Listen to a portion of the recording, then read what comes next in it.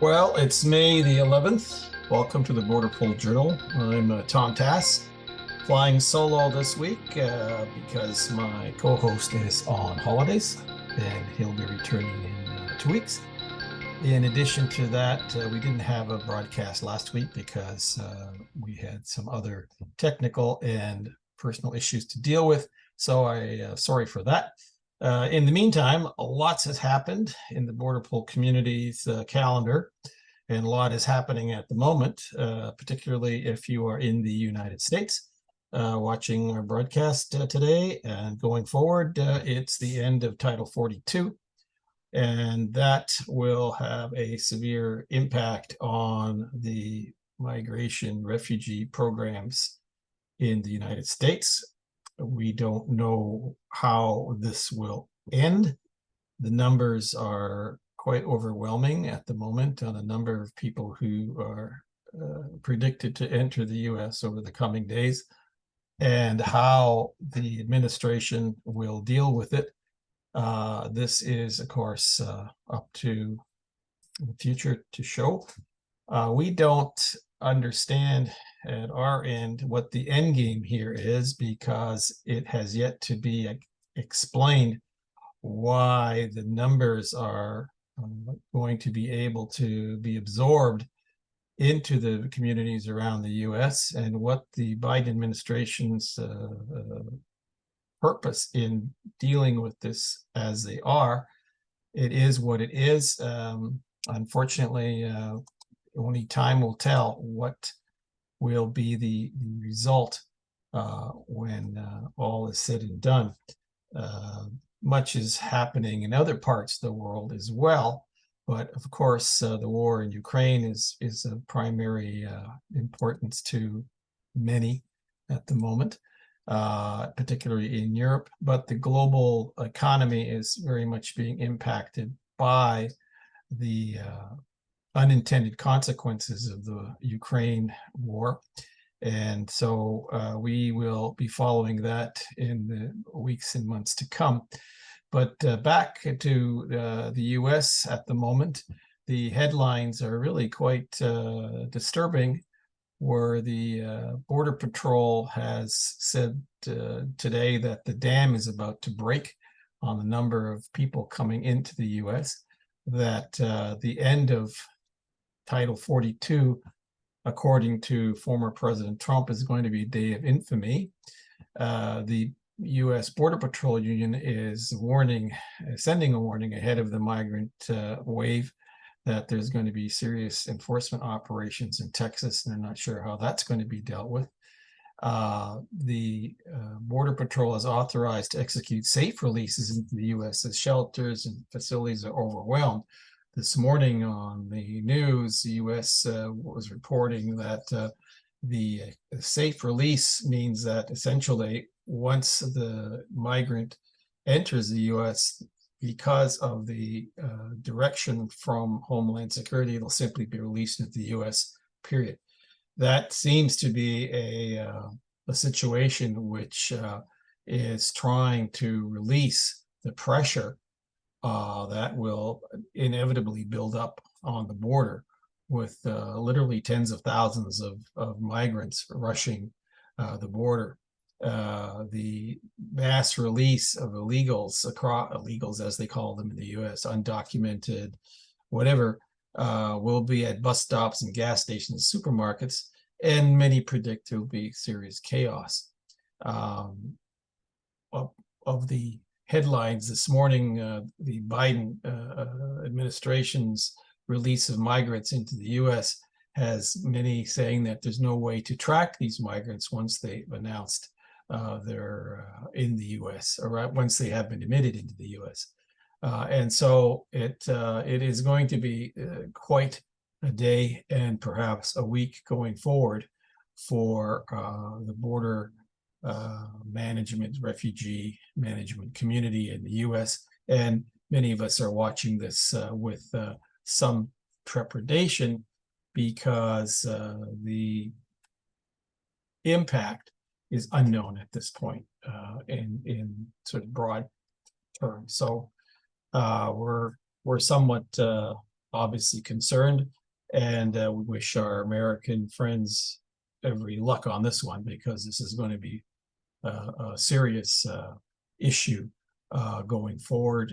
And I'm not sure if anybody actually has a roadmap on how this will turn out. Internationally, the U.S. announced that you no longer need proof of COVID vaccine to get into the U.S. The number of Ukrainians who've received temporary protection abroad now exceeds 4 million. Japan has determined, excuse me, that they're going to tighten immigration policy, which is enraging NGOs in Japan and elsewhere. Japan's immigration policy has always been rather narrow, and so this is not a real surprise to us here at BorderPol. There are reports that Colombia is suspending a repatriation program of people claiming to be U.S., claiming to have U.S. mistreating the migrants. We'll see how that goes. And what else have we got? Heavy gunfire has been reported at a bridge at the FAR Reynosa International Bridge somewhere in the U.S. We're following this one as well. But of course, we're a weekly broadcast, so whatever I'm telling you today, we'll be able to catch up on what's happened and bring you up to date next week. The second area of interest that's come across our desk this week is from SITA, which, as you know, is the organization that reports on the airports and the data from airports. They've also got a particularly efficient and effective networking system. And they have decided to publish what they think is the trends going forward for the next number of years in Passenger Terminal World, which is a magazine which is sent to us when it's published by the organizers of this annual meeting. And we thank them for providing BorderPol this information. At the moment, the trends that they report, and I'm just going to read them to you right from the magazine that we received, is they got 10 basic trends that they're looking at in the coming years. And the first one is that there'll be a shifting of staff culturally, and there'll be a great resignation, a wave as profound as the pandemic was. According to SITA's report, airports and airlines will have to restructure their workforce using technology to work differently. Technology means more scalable operations and upskilling employees to support these changes with more significant focus on service. The second trend is the millennial and Gen Z travelers.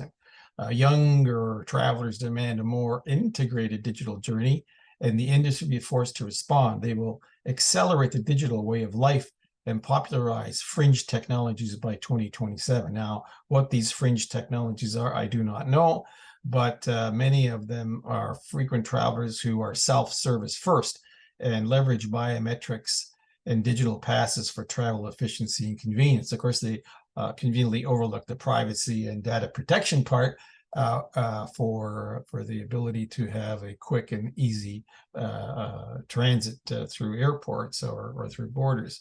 But that's a whole other issue, of course. Although trend number 3, they say, is privacy, digital identity rights, and control for passengers. SITA says that we are moving toward a future where passengers can travel from anywhere to everywhere without ever needing to present travel documents or stop to confirm their identity or check in, cross border, or access any number of services at their destination, all while keeping control of where and when the data is shared. Well, that's interesting. Even though SITA believes that digital identities are a key enabler of digital travel, they must be more secure and trustworthy to be a true replacement for the physical equivalents.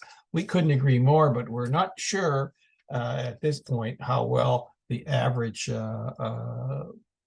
administration of these systems around the world is dealing with it. The fourth trend that they focus on is the aging traveler. It's said that older people will be traveling more because they have the time and the disposable income. And this will deepen the demographic of aging travelers who require more assistance throughout the journey. Bespoke technology solutions and bolstered by human resources at airports will be dedicated to supporting the aging traveler rather, by 2030. Now, I'm not sure I like the term aging traveler. We all age from the day we're born. I'd rather they'd say seniors or retired persons traveling. Be that as it may, trend number 5 is the full digital economy. Airports are looking to fill revenue holes caused by the pandemic, which clearly was a pretty big hole and a large gap in revenues by airports, as well as the services that are offered to travelers at airports. Focus areas for most of them are enabling mobile payments, improving personalization, and growing ancillary services. Mobile commerce and what they call buy now, pay later services will drive e-commerce growth and transform purchasing experience throughout the passenger journey. I'm not sure how much of the buy now, pay later is going to work as interest rates go up and less disposable income as a consequence is available. And even then, whether or not the cost of borrowing the money to travel now and pay later will be worth it, but we'll see. Trend 6 is the flattening of business organizations. Automation and the emergence of smart airports will give rise to new flattened business organization, eliminating the more mundane and laborious work through technology. Well, we'll see how that works, because technology, while it sometimes does solve a problem, other times it causes more chaos than facilitating travel.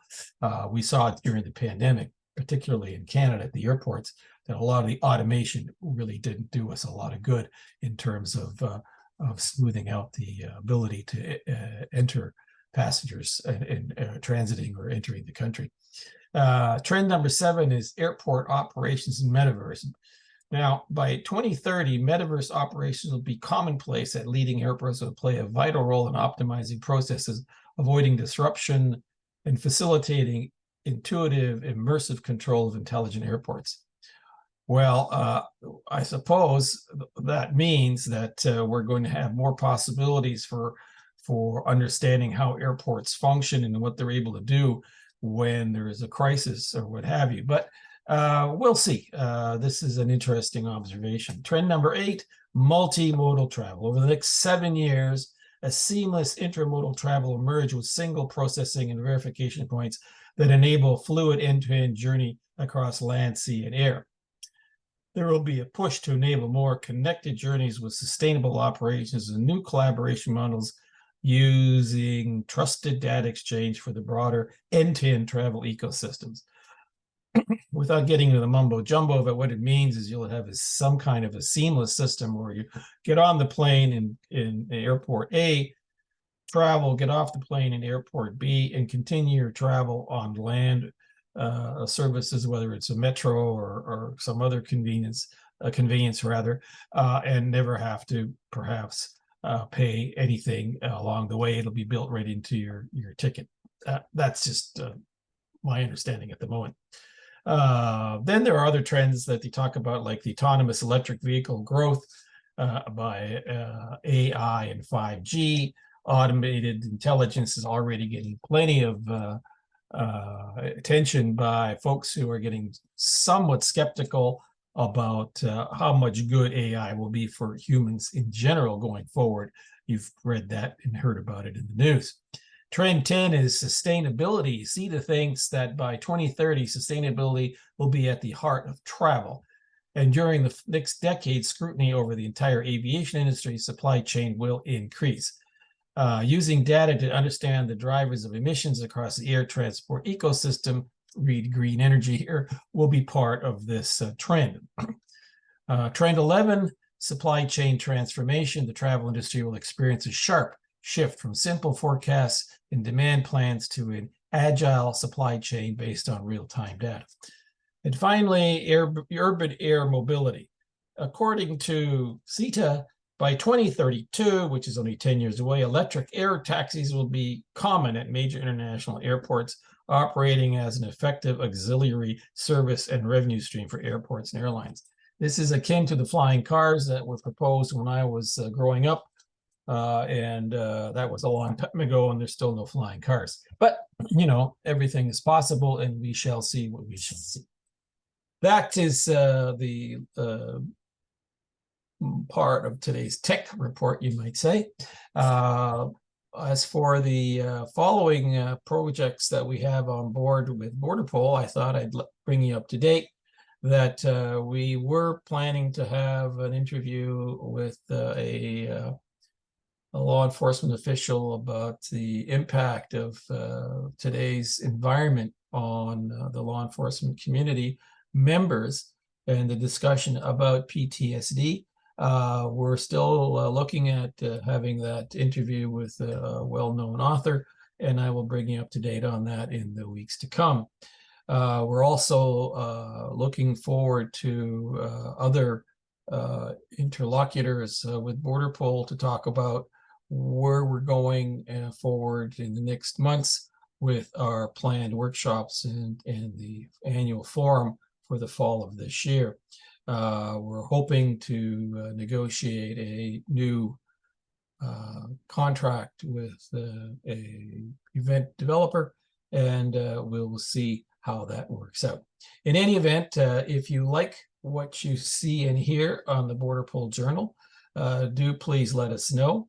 And in the interim, drop us a note at borderpol@borderpol.org with some ideas on how you want us to proceed in the next month or two, particularly over the summer when people have other things to do besides worrying about, how their borders are doing, because they want to actually cross the borders and go on holidays. All right, this is for May 11th, and we'll see you next week. In the meantime, stay safe, stay well.